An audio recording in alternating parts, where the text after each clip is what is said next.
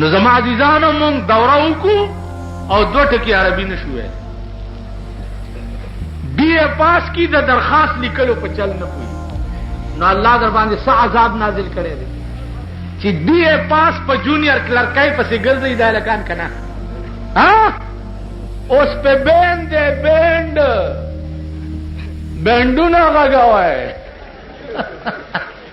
وې د بلدیات انتخاباتو پورې په نوکرو بین او چې دا پیسو خوخي هغه د پاره بین نشتا، غریب د پاره بین راشي ما سره وګورئ د M او د BA درخواستونه د سپۍ برتی کولو د پاره پراته دي، سپۍ نه برتی کی عذاب در باندې نازل دی کنه. تمام نوجوان طبقه تباہ شوا، تعلیمونه کړی دي ځای نشتا، ډیپلومې اغستی دي ځای نشتا، چې د لور کویدن مې ده او پینټرکان هوټل کې دې ماته د میوزیک اجازت ملوش. اوسنۍ خبره او سړیم لوی سرمایدار سړیو.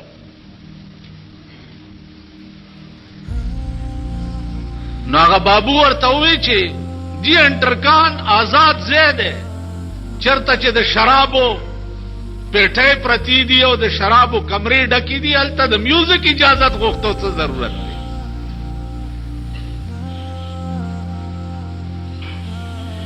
تاسو خیال راغی؟ بیا تاسو ګورئ چې په دې ملک کې هغه خلک گرفتار شي کله چې هغه بلو پرنٹ جوړي. بلو پرنٹ تاسو ټول پیژنئ او پته ده درته. هغه فحش فلمونه، هغه بیا دا زمونږ د ملک غټایټ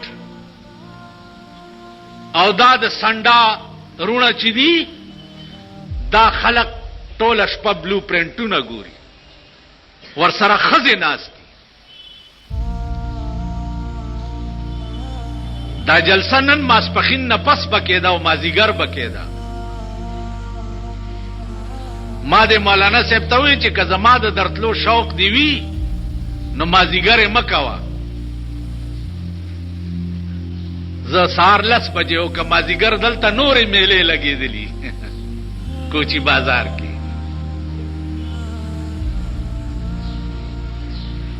نو ما زمونږ هم خوله بېواکه غوندې ده او لوډ سپیکر به دې لګولی مال سهار کې وکړه.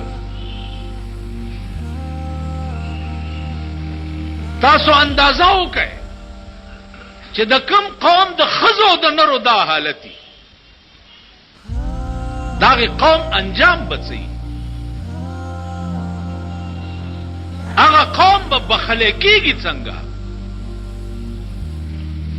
یو سړی چې شپه ورځ سترګې زنا کوي، شپه ورځ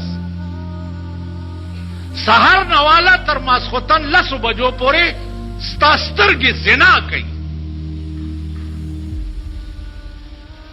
د قرآن نرستو د دې مدرسې طالبان او چڼي بوتلل او تا پسې ختم کول، دا قرآن بتا بخي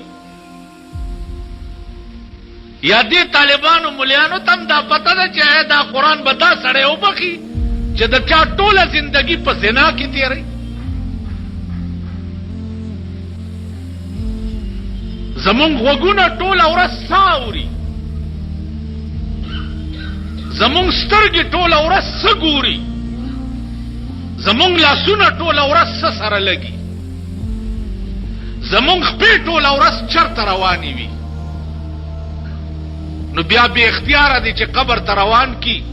الته ما څو جمعونه روح باندې سباس شروع کړی دی، نو ما وی چې روره دا هغه روحونه نه دي چې د مرګ نه وروسته به نورو روحونو سره ملاو شي او سلام علیک وعلیک بو کی او خوشحال به او سره ګوري را ګوري به چې پلانې راغې په خیر رالی ستړي مې. دا روح په داسې قهر اختی او په داسې عذاب به گرفتاری چې د ده به چاته خیال هم نه وي. اخر یو نږدې ته نږدې سړی خو اله په سړي باندې ښه لګي چې دی خو په زړه ورته جوړي کړ، نو چې د ده خپله زړه کې سوری یو وینې تساسي نو که پلار یې راشي والله که خپې ولې تاسو خیال راغی؟ نو د دې وجنه په یو خام خیال کې دا قوم پروت دی او بدبخت قوم زکه دی چې نه د پرون خبره ورته یادی او نه په سبا سوچ